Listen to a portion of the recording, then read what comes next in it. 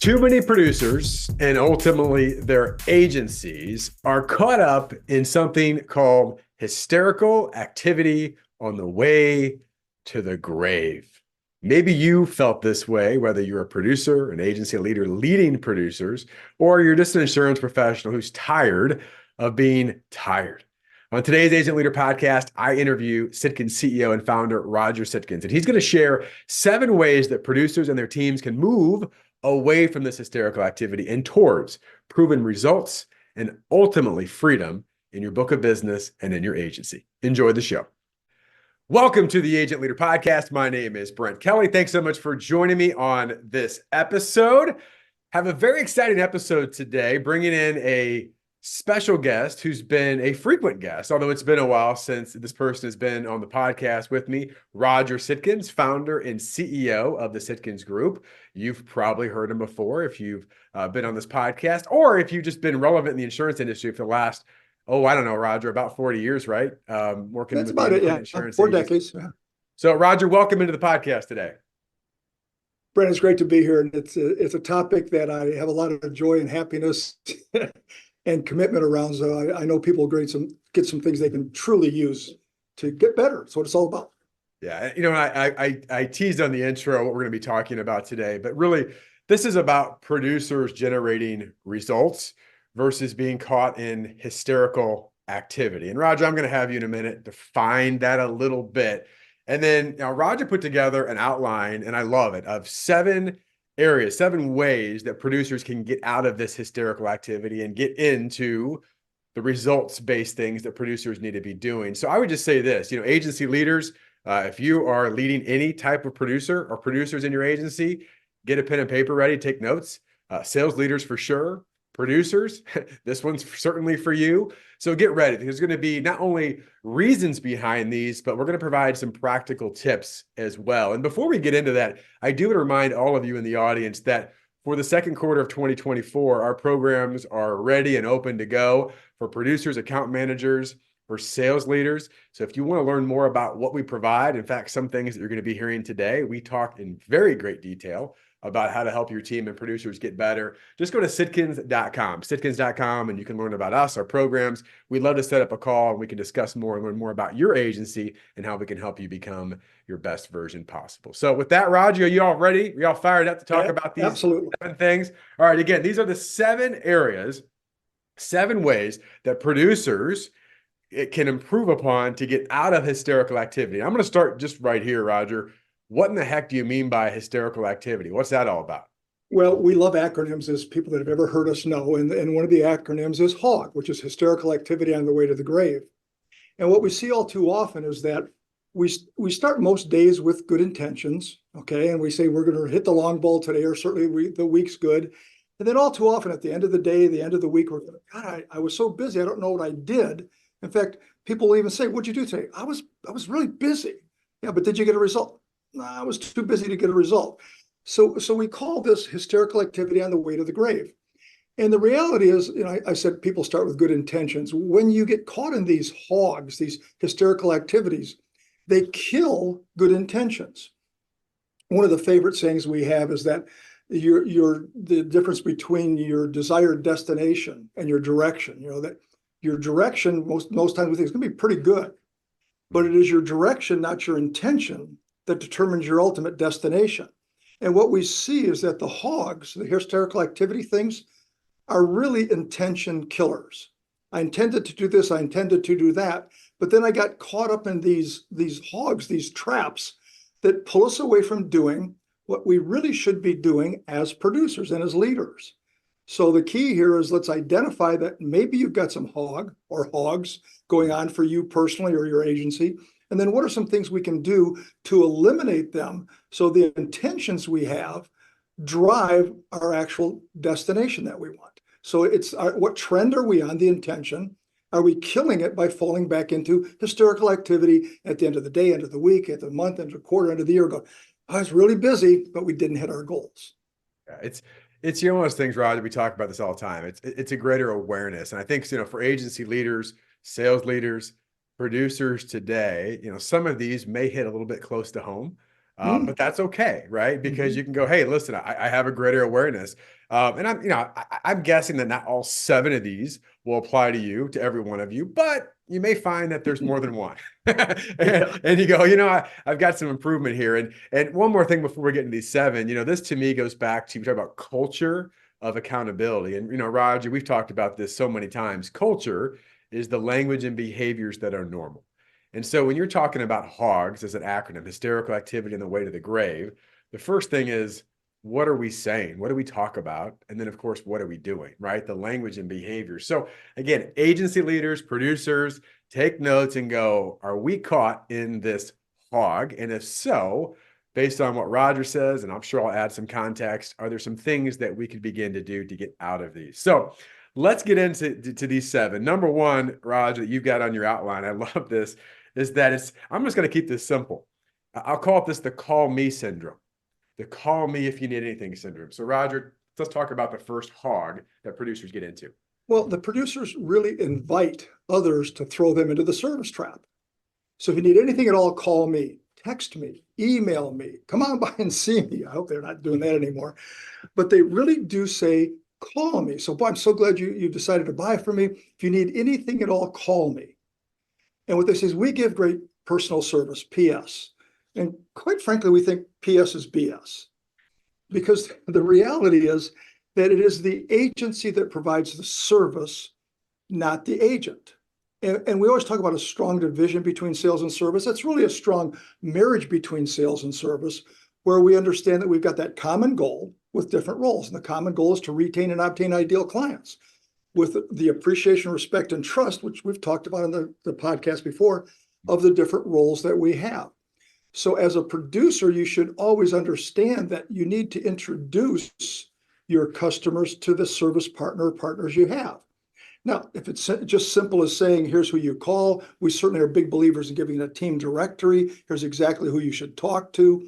Because the reality is, for day-to-day service items, the client doesn't care who they talk to. Mm-hmm. They just care that it's handled one time the first time, that it's prompt, accurate, and courteous service handled one time the first time, which aids and builds the client experience. But if a producer gets involved, there's a real good chance on, again, day-to-day service. We'll define it. Day-to-day service, we've talked about it again before. Day-to-day service is everything that happens in between the renewal dates, other than what we would coin an emergency in flight. So for day-to-day service, it should go to who? The service person. Don't ask for service items coming to you. Again, it is the agency that provides the service, not the agent. So that's number 1. They're asking for service trap. Throw me in the service trap, and then I have an excuse for not selling. Yeah, Roger, just some context. First of all, going back, and I don't think you glossed over it, but I'm sure some people listening go, PS is BS. By the way, we're not saying bad words. BS is our belief systems or our behaviors and strategies, right? Personal services messes with our whatever. You know what we're talking about. But hey, listen, I think only I want to add to this, Roger, is I always think about the psychology, because I have many producers, I know you do too, and agencies like, well, yeah, but that, it's just the right thing to do, and we want to be there for them and all these things. And I think it comes back to what you said earlier, the intention. By the way, the road to Haiti is filled with good intentions. I'll say that, right? The road to Haiti is filled with good intentions. And I think a lot of this is the intention is good in the sense of, oh, we're going to be there. But you're right. The outcome is not what we want. The outcome is that, why are they always calling me? Why are they always needing me all the time? Well, that's exactly what you've instructed them to do. And of course, then we run out of time. So love that one, Roger. Number 1. Number 2, and I'm going to simplify what you have a little bit, and you can expand on the outline. We confuse pay time and no pay time. Yeah. Tell me about that one. Well, there are 2 things you do as a producer. Some things you do, you earn pay, and some things you don't earn pay. You've got to do both. And certainly we've defined these as the green zone and the red zone. And we laugh about this internally in our coaches meetings. We share with our clients of everything we've ever developed. Maybe the green zone and the red zone. We've got a couple other zones now, the blue and the platinum zone, we can talk about later in another podcast. But it's one of the stickiest things. As a producer, even as a leader, everything we do, there are certain things we do that directly earn us pay. And there are certain things we do that don't directly earn us pay, but maybe it's something we owe a client. Maybe it's an emergency in flight we have to deal with. Maybe it is just a team meeting or prep time, whatever. But what we see all too often is that people overall, we do no pay activities during prime pay time. Well, when's prime pay time? Well, in our world, prime pay time is normally from about 8:30 in the morning till 3:30 or 4 in the afternoon. Maybe it's 9 o'clock to 3 o'clock. It doesn't matter. But defining that, and we somewhat tongue-in-cheek laugh about this, and we say, when's the best time to visit with a client, a future ideal client, or a center of influence?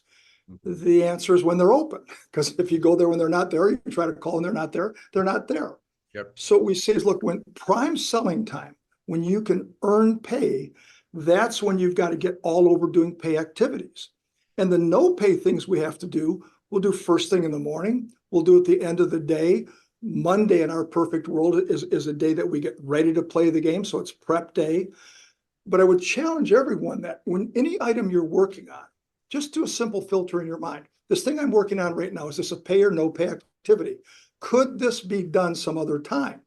And the other thing to keep in mind is that everything's not an emergency. Right. And all too often when we do have an emergency, a real one, we jump on it. But often we see that people don't really define what an emergency is. So they get a request and it sidelines them from what they're doing that's big pay activity, and they jump on a no pay. So again, look at it and say, could I do this early in the morning? Could I do this at the end of the day? Does it have to be done now? And if it doesn't, then make sure during prime pay time, you're doing pay activities. Don't mix them. So here's just two action steps that any producer, sales leader can begin to do on this area, Roger, that hit me. And again, I think you'll smock us how simple these are. But if you would look at your current book of business, and let's just say you look at your top 10 accounts, which by the way, generate a ton of money, which we're going to talk a little bit more about later. But if you look at this and go, what were the specific things I did to make them a client, to generate that result, to earn money, which is my job? You would start writing down some things that you did. And what's interesting is you start to look at, as a producer, those things that you did and have done to generate results, money, green, versus what you actually do for the majority of your week. You would be just like, oh my gosh, what am I doing with this diminishing asset called time? And, Rod, you've hinted on this, and we've talked about this in other episodes as well. I beat this up big time in a recent producer fit meeting. But this idea of proactive calendar management, schedule the stuff in front, like get the stuff on your calendar. It's not going to magically happen. So a couple things to think about. So I love that one. And again, what's funny about these is that simple, but not always easy, right? Simple to understand, just not always easy behavior-wise to be consistent and to do it. So let's get to number 3. And I did an episode on this, so I'd love to get your take. Practice quoting. Let me say this. Don't do it. I'll leave it at that, Roger. So talk about where producers get hysterical activity with this. Well, it's a great example of confusing activity with results. They do a bunch of practice quoting. They do unpaid consulting. Mm-hmm. Well, what's practice quoting? And again, you just did it in a recent podcast. It's the art of providing a quotation to an unqualified prospect. And all that happens is the incumbent agent gets it. They look at it, say, I can beat it. I can match it, whatever. Right. So because we're not super qualifying, we wind up just saying, you know what, we spend a lot of time on them. So we do unpaid consulting. We tie to this, we say, and this is about as basic as you can get. When's the best day to lose a sale? The first day. The first day. But you go in there, and especially if I'm a younger producer, and a lot of us, we've all done it. Go play in the traffic, get run over, get your nose bloody, and you'll figure out pretty soon that's not a great way to make a living. Okay. So what we say, look, we've got to make sure that we are really working with the right people. And the unpaid consulting, I'll be the first to raise my hand. I know you've had it too. You go out there, you work on an account, and you do things they've never seen before. You find gaps, you find a better services, a whole, you talk about total cost of risk, total cost of benefits, you lay out a whole plan, and they go, wow, that is really great. And then you follow up, you follow up, you follow up. They go dark on you. You hear crickets, maybe. Okay. Mm-hmm. And then you finally hear from them, or you finally track them down.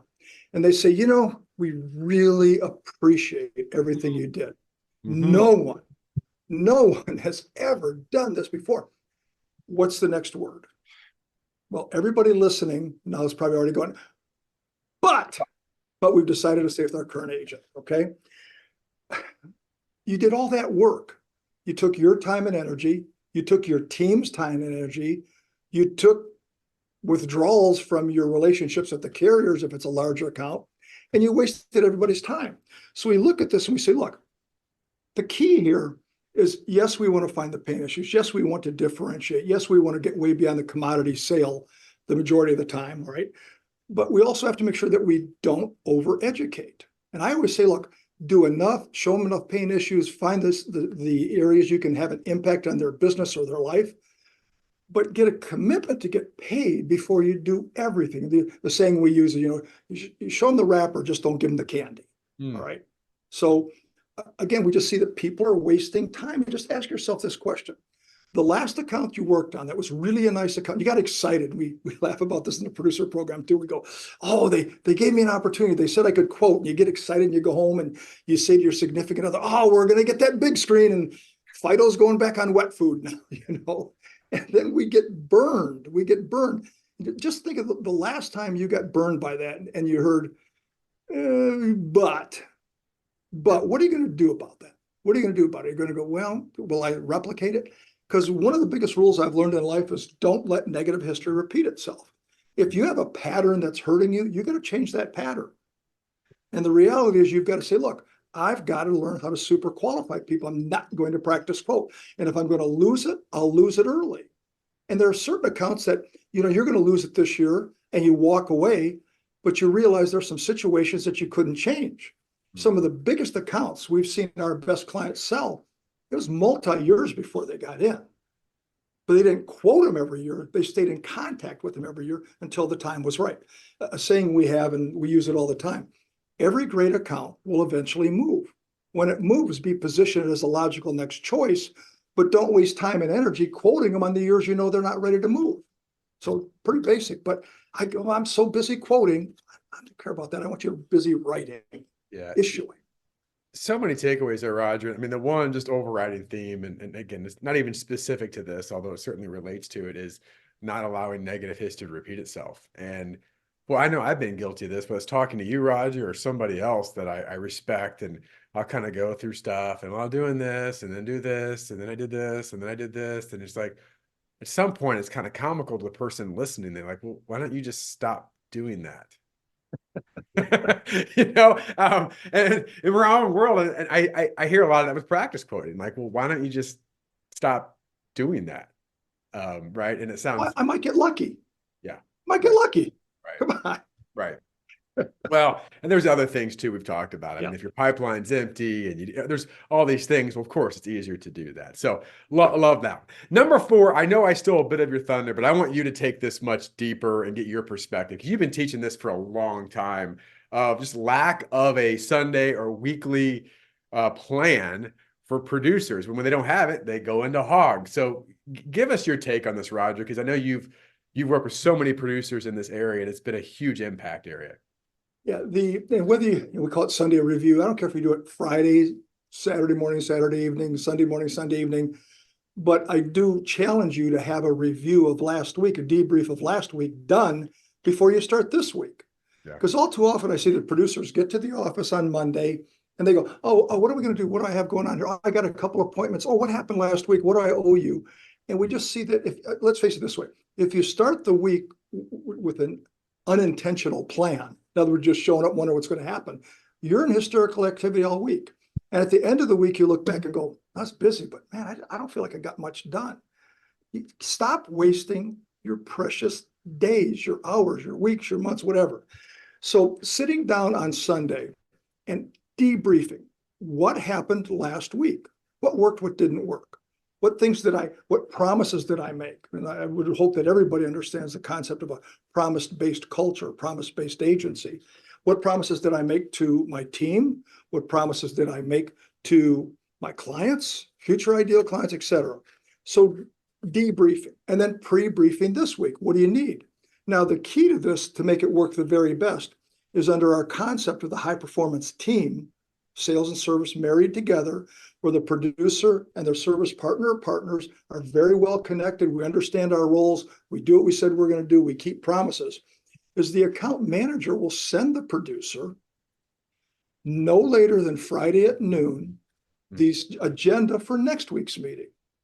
So all of the items we need to debrief or talk are listed. Anything pre-brief for upcoming clients, future ideal clients, stewardship reports that are due, continuations that we had to work on, situations with clients, they're all listed. Because just to show up and go, what's going on is very random and we waste time. Rather than saying, so I've got this agenda from my service partner partners. I'm looking at it. I'm taking out my own calendars. I'm on my phone or wherever I'm keeping it. And I'm looking at everything that happened. And I look at the promises I made. Did I keep them? Then I start planning out ahead. And when I get the agenda from my service partner partners, I'm looking at going, there's a couple things I need to talk about here. I'll look at my relationship management calendars, identify the things I do. We want to start the week. There's probably a better term, but I'm just going to call it, we start the week with an on-purpose week. I know exactly what things that I have to bring forward from last week, because it's not a perfect world. Right. And I know exactly the things I need to do this week. And our better producers are looking really 2 weeks out. And then on top of that, if they have the relationship management calendars where we plan a whole year with clients, future ideal clients, and centers of influence, we're looking at that too. The key here is stay ahead of the game. Stay ahead of the game. Because if you're playing from behind, you're never going to catch up. Or because you're playing from behind, you're losing other opportunities because you're wasting time handling things multiple times versus committing to getting them done now. So the key is, did I review last week? Did I plan this week? And is everything I do an on purpose or purposeful week, whatever you want to call it? And the amount of time and energy that's wasted on this is ridiculous. But you know what the best do? They get control of the game ahead of time because they're doing the things that others won't do. There's a great saying that we challenge producers with now, saying, only 2% of people really get the best results. And when you look at what the 2%ers do, and I read this someplace else, it wasn't in our business, and we're not going to claim authorship to it. But I love the statement. The individual said, I'm going to do what the 98% won't do, so I can earn what the 98% will never earn. I can experience what the 98% will never experience. And that's the difference. That's the difference. It's being so purposeful on everything you do. The sad news, Brent, is that I can be random. I can be showing up and throwing up. Okay, show up, throw up, blow up, come in, go, I wonder what we're going to do today. And the good news, bad news is they'll do okay financially, but they won't be the financial freedom. You've got to maximize your time. You've got to maximize ROT, return on time. Yeah. Roger, as you were saying that, I'm just thinking from an emotional context of maybe people listening like, well, that sounds great, Roger, but you don't know how busy I really am and the stuff that happens. And listen, I mean, I get that it happens, but what hits me on this, and Roger, you've heard me say this so many times, and I borrow this from somebody I heard years ago, but he said, you have two options in life. You either prepare or you repair. Mm-hmm. And, I think that's what you're talking about. And by the way, does preparation take time? Yes. Just even using the idea of 80-20, like let's say 80-20, 20% to prepare so that I can spend 80% of my week in the green zone stuff, right? So I'm focused, I'm clear, I've got that preparation versus the opposite, which is what we often see is, I don't want to spend that 20% to review and debrief and get ready and look at my promises and get my schedule ready and get ahead of the game. So I'm going to spend 80% the next week just putting out fires and being in that hysterical activity. And here's the thing from emotional context for producers in particular, because I get it, but boy, there's a much higher level. What you're really seeking, hopefully, is some form of freedom. And Roger, you're right. You could be good without doing any of this. Like you could be good, but you're always going to have the what ifs and doubts and frustrations, and knowing you could have better relationships internally, externally, and even though you're getting by, there's that higher level of frustration, stress, and anxiety because you weren't deliberate in, as you said, reviewing, debriefing, and pre-briefing the next week. Well, here's the other thing, stress and anxiety on your service partners. That's a great point. I mean, the pressure that's put on the service people by producers being very random in what they do. Right.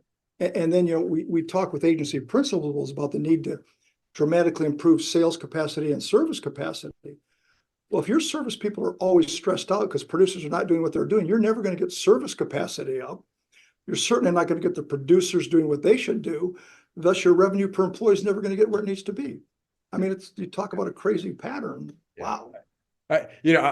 One other analogy here, Roger. I reference my family a lot, but it's funny. I mean, like, just think even at home, like when I'm more prepared and they get up earlier and have stuff ready and I'm calmer and more deliberate with my family, when I get up and it's all hysteric, like my hysteric leads to their hysteric and everyone walks out the door in a mess, right? It's So part of contagious. this, it's contagious. And you as a producer, you have influence. You're a leader.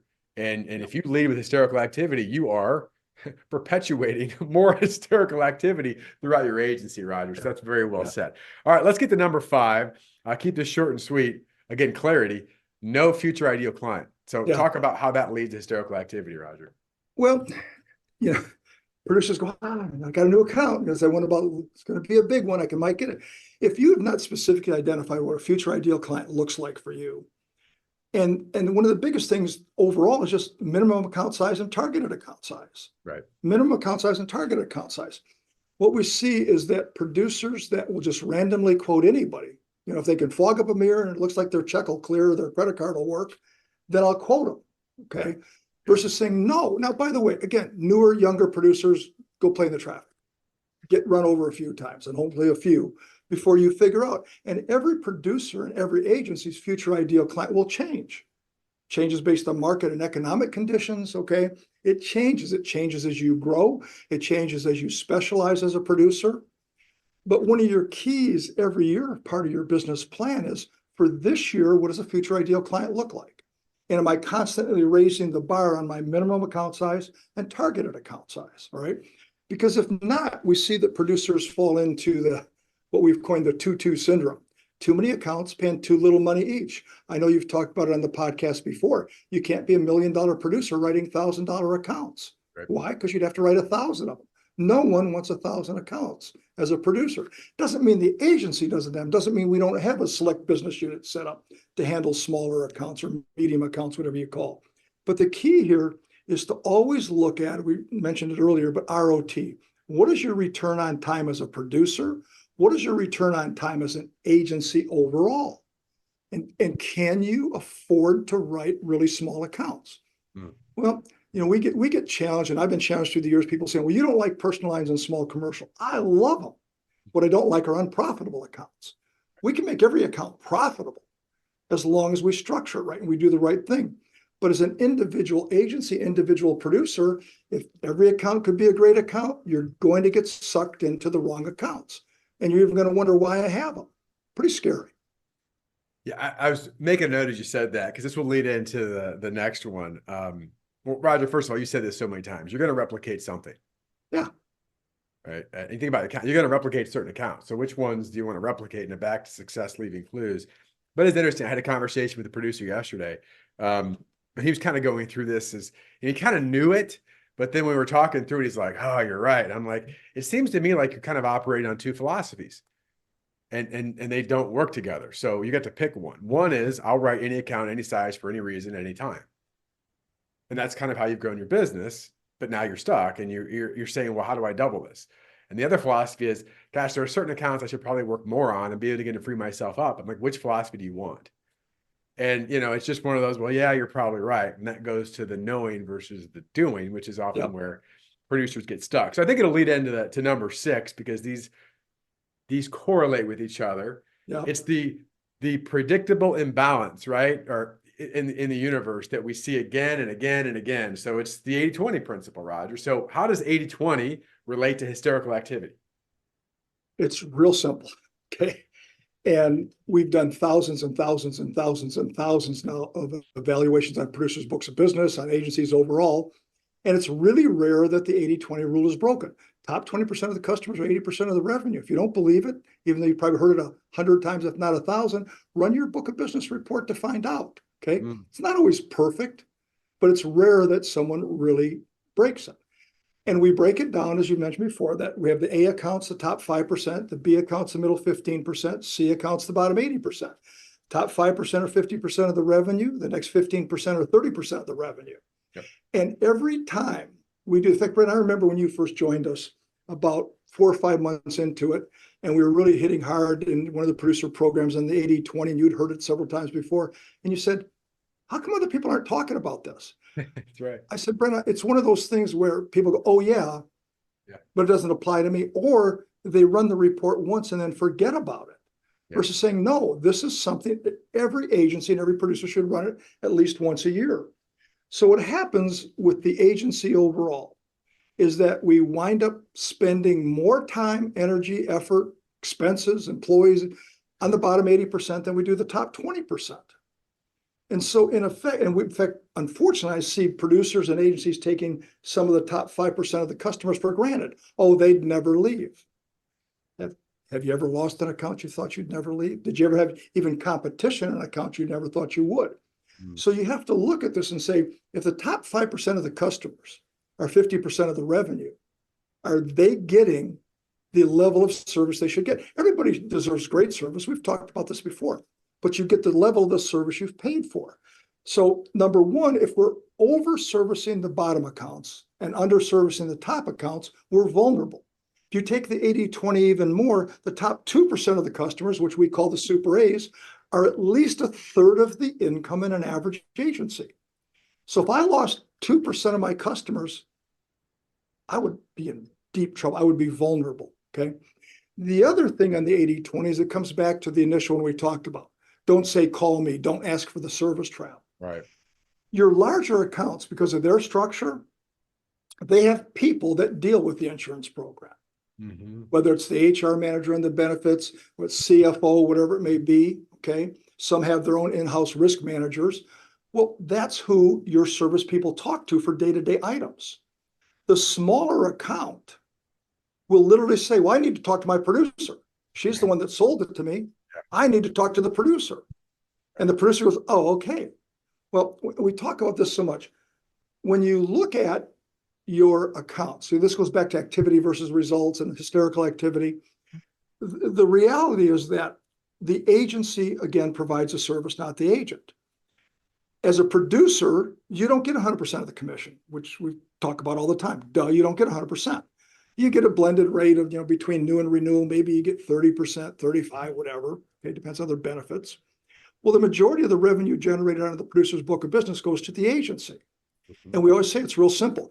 You can give the activities, the service issues, and more your time or your money. You can't give it both. And what too many producers do is they give it money and then they give it time. Then they run out of time to make more money. All right. So ignoring this and not working harder. And then the other big thing is that one of the strategies we talk about, one of the behaviors we stress, and it's going to sound real simple again, takes discipline, the ultimate growth strategy. Round out, retain, and replicate your A's and B's. Oh, that sounds easy. Yes, but it takes discipline. It takes structure. It takes training. It takes coaching to do it. But it's undeniable that round out, retain, and replicate your A's and B's will lead producers to at least a 20% growth rate every year. Okay? At least, if they have the discipline. But what happens is good intentions, I'm going to do that, or as we say in the South, we're fixing to, okay, which I always laugh about, fixing to do it, someday I'll do that, but I'm too busy now, the ITB excuse. And they get caught in all this stuff on the wrong accounts. Just look at where you're spending your time. The top 5% of your customers, 50% of the revenue. Brent, you said it just a minute ago. You're going to replicate something. Why don't you replicate them? Right. Well, because I'm stuck over here and I'm stuck over there. See, all of these things, this hysterical activity, leads to you being stuck doing the wrong things. Oh. And unfortunately, you'll make good money. You make more money than you make if you had a real job. Okay. Yeah. Yeah. Well, Roger, again, I've got a lot of thoughts in my head, so I'll try to keep this simple. But I mean, this goes back to something that we as an organization have been talking about for so long. You've probably said on the podcast. I know I've said on the podcast, but I don't think it can be said enough. In fact, this goes back to my conversation with the producer yesterday. I said, well, it really comes down to what is your business model? And, what do you mean? I'm like, well, what is your business model? And of course, Roger, I'll let you take it from here because you have sometimes people say, well, I don't really have a business model, which means what, Roger? Well, yeah, when they say I don't have a business model, I say, yes, you do. You have part-time clients, do practice quoting, unpaid consulting. Your pipeline's dripping at best. Every account's a great account. You spend way more time in the service trap, the red zone, than you do the green zone. And you just, you're kind of limping along okay, and you get a raise every year. Well, that's not my business model. I said, look, it's an unintentional business model. Mm-hmm. But if that's what you do consistently, that's your model. So it's time to change the model. It's time to change the patterns. It's time to change the psychographics, the beliefs, which we've talked about, where we stress so much. What are the beliefs? What are the behaviors and strategies that will support those beliefs? And are you getting the right results? And if your results aren't right, and I hope everybody's heard this from us before, that means your behaviors and strategies are incongruent, non-congruent with what? Your beliefs. And so people, they fall into this, well, yeah, but I'm doing okay. Well, here's the big thing. You're not going to have financial freedom. And at the end of your career, you'll have regrets. It's pretty simple. Sad, but simple.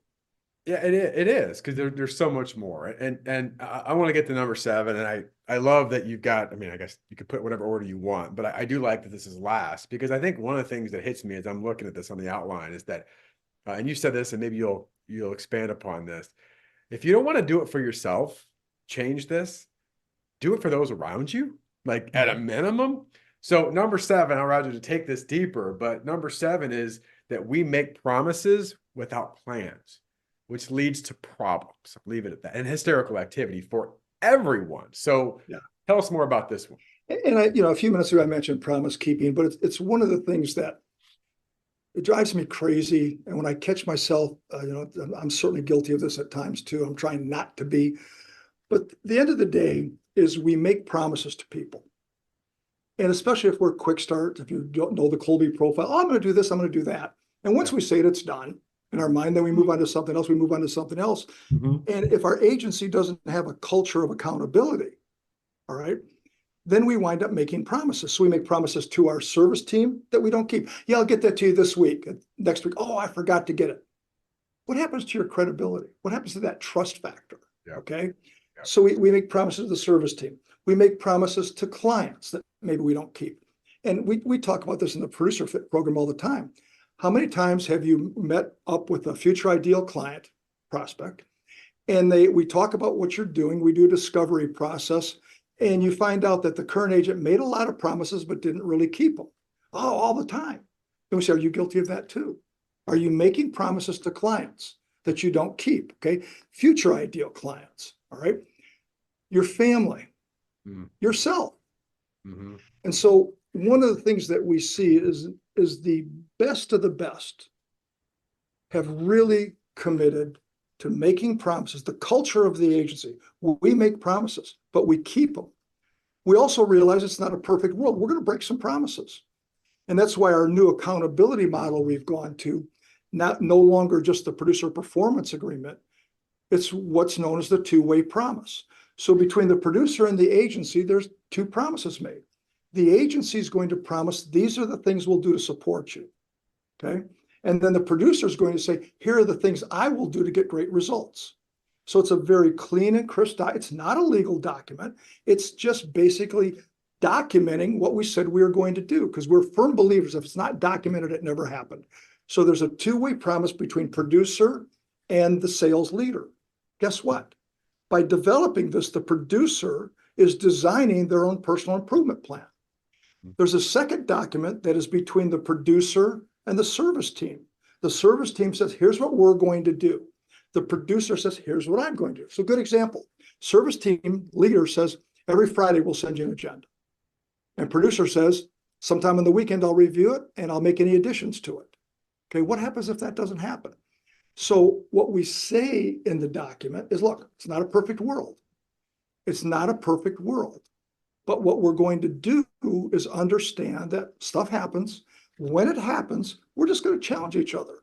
Mm-hmm. So I'm going to say, hey, Brent, help me understand why you weren't able to get that done. What can I do to help you? Mm-hmm. The people that are using it, and this is really new, like month and a half now. Mm-hmm. The people that are using it are just ecstatic about the communication this creates. Okay. But I would take it to you personally. What promises have you made to your spouse? What promises have you made to your kids? Okay. What promises have you made that you're going to be the chief financial officer of your Me Inc. and truly understand your money? It's not what you make, it's what you keep. Okay. And I just see that when we look at this overall and we say, we're going to have a culture of promise making and keeping.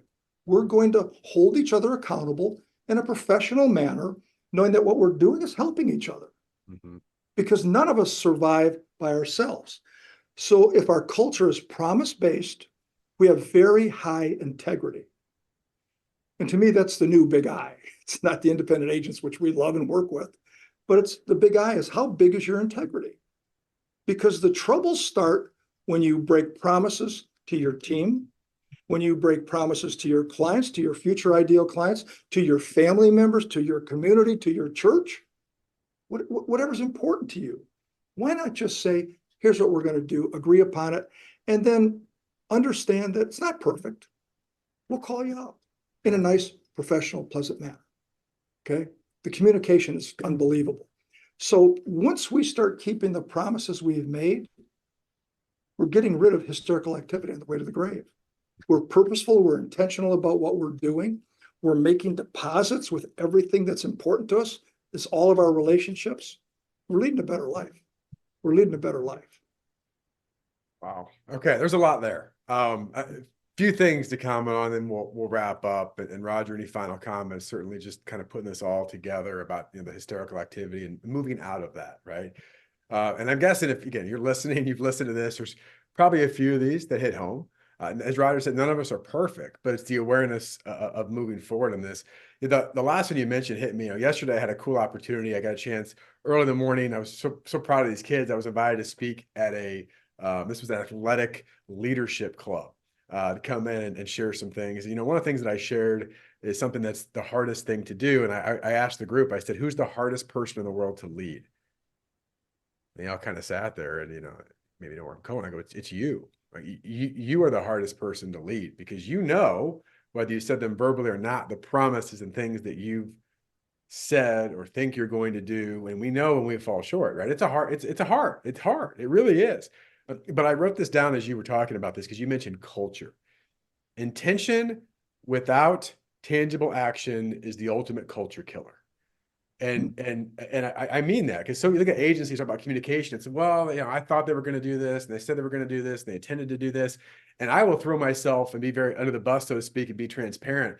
I had this conversation with my wife a few days back, where she's like, Brent, there's a few things that you've talked about, and you always mention that you're going to do, and I don't know that you've done them.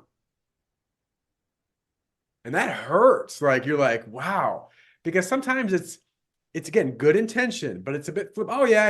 And then it gets busy and a week goes by and 2 weeks go by and you're like, oh my gosh, and you want to be angry, but you should be angry with yourself. And you're like, you're right. And so here's my, I guess, tip. I don't know if this is a tip on it, but if you're going to make a promise, and this seems simple, like think about it before you just flippantly say, oh yeah, I'll do that, or I'll do that, or I'll do that. Like, is it something that you are truly committed to doing?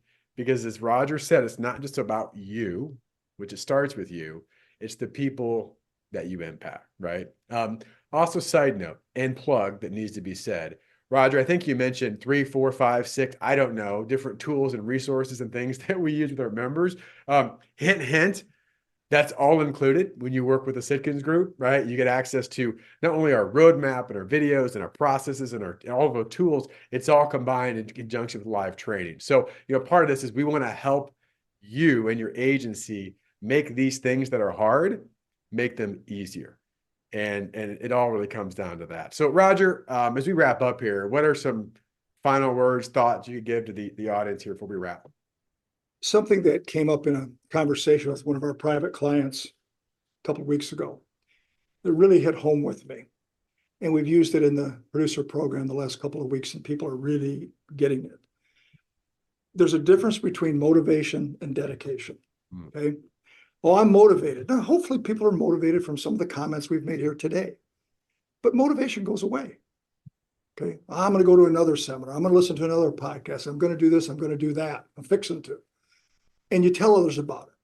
Like you tell your wife, hey, I'm going to do this. I'm going to do that. So that's motivation. Well, again, motivation goes away. And the key is dedication. What are you really dedicated to do as a producer? What are you dedicated to do as an agency leader? What are you dedicated to do as the head of your family? Mm-hmm. What are you dedicated to do with your kids, in my case, grandchildren? okay? My church, my community. Don't be motivated to do it. That's the easy part. Make a promise that you're dedicated to keep and be the person that others look at and say, I trust that person. They always do what they said they're going to do. Yeah. They always do. It's your choice. Good stuff. Thanks, Roger. Again, I appreciate coming here. I know you've got a busy schedule with stuff, although it's results focused, right? Yes. We don't talk about busy too much. Yeah. So again, I appreciate that. And again, agent leaders, audience members, thanks for being a listener. If this podcast and others have had an impact to you in any way, please go on, leave a rating review. We're always trying to grow this podcast and share value. It really fulfills our mission. I know Roger, as the founder and CEO, I always talk about, our key mission is to help educate, to empower, to equip agencies to truly become that best version possible. And as I said at the beginning, if you'd like to learn more about our upcoming programs that start in the second quarter, they all start in April. It's not too late. Reach out. We'd love to have a conversation, learn how to help your agency truly get to that next level in performance. Just go to Sitkins.com. Go to Sitkins.com to learn more. The Agent Leader Podcast is brought to you by the fine folks of the Rough Notes Company. They are publishers of the insurance industry's leading magazine and technical insurance content.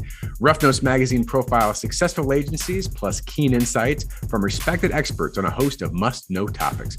Rough Notes Advantage Plus provides the tools to help your agency grow, providing authoritative information on complex coverage issues. Visit them and learn more at roughnotes.com.